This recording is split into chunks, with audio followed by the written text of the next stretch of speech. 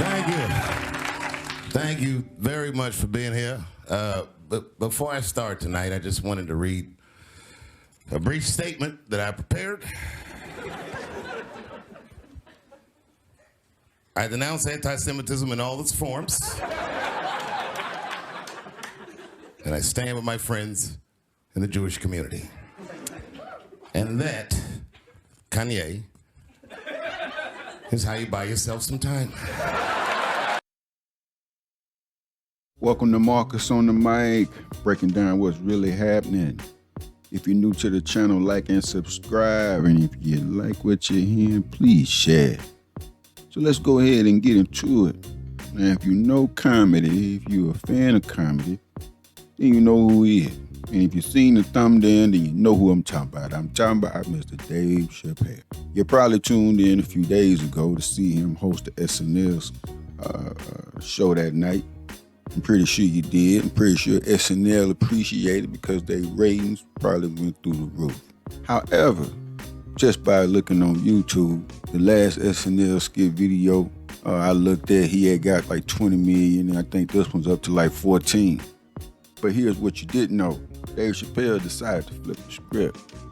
He decided to show his support for Kyrie Irving and Kanye, or as he say, Kanye, the man named Ye. The mama named Kanye. I'm gonna call him Kanye, but I'm respecting him and call him Ye. Now here go the first receipt. This is what happened. It was reported 6 days ago. I'll make sure I drop this in. There's an article, the name of the news article, it's page 6. But they dropped the article and it says, Dave Chappelle switched SNL monologue between rehearsal and live show.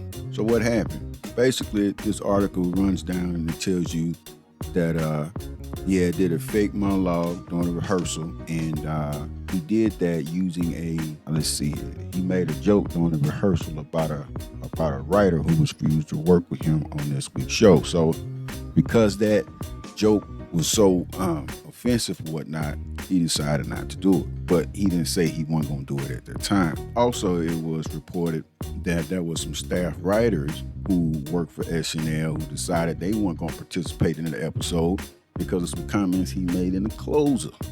All right, so those comments, however, they're referring to the transphobic and homophobic jokes he made in past comedy shows.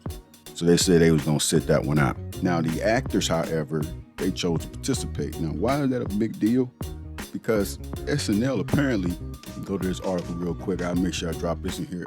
SNL hired their first binary actor to cast for season 48. So it gives you an idea of why, you know what I mean, some of the people took the reactions that they took or took the response that they took at the time by him hosting, SNL.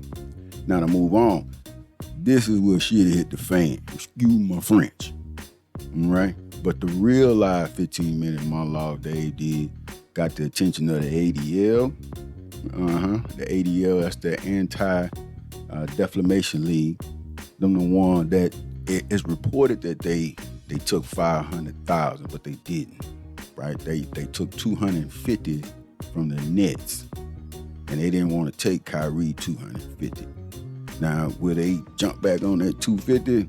Maybe, maybe not. But if I can find that receipt, I'll make sure I throw that in here at the end. But as of right now, they took the 250 from the Nets, not the 250 for Kyrie. They said in good faith they couldn't take his money. That was the last article I read. But I'll get the receipts on that. However, they got on him about the comments he made saying that he was polarizing anti-Semitic behavior with this joke. But here's the clip that kind of put the wheels in motion, so to speak. This is what set things off. So this clip I'm going to show you is the actual opening monologue where Dave talked to Ye. And this part, however, was not scripted in.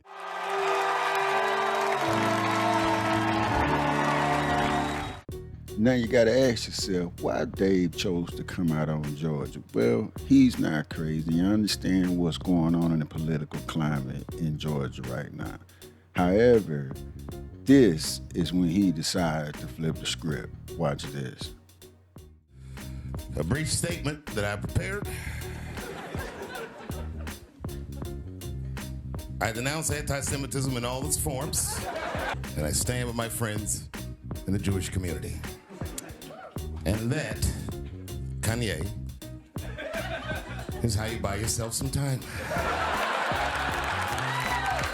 All right, if you're new to the channel, like I said, go ahead and subscribe so you'll know when I drop them receipts. Like this video if you're digging the contents, and if you're feeling what I'm putting down, please share it.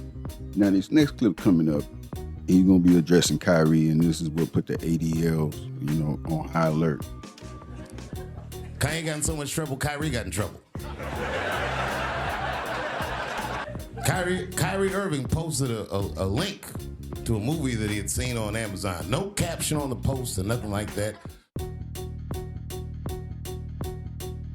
And the NBA told me he should apologize, and he was slow to apologize. And then the list of demands to get back in their good graces got longer and longer, and this is where, I draw the line.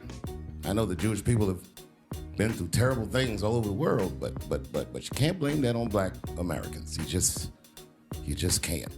A fair punishment would be you should just post a link to Schindler's List and y'all write your own captions. He understands that, if you're seeing my video, no one is 100% wrong. No one is 100% wrong, is what I'm trying to say. And if you go back and watch the video, you'll see what I'm talking about. So he comes out and even further, shines light on one of those things that considered a taboo in the industry. And then we're going to wrap it up from there. But I want to get your thoughts on that one. So check this video out and tell me what you think. Listen, okay, I don't think Kanye is crazy.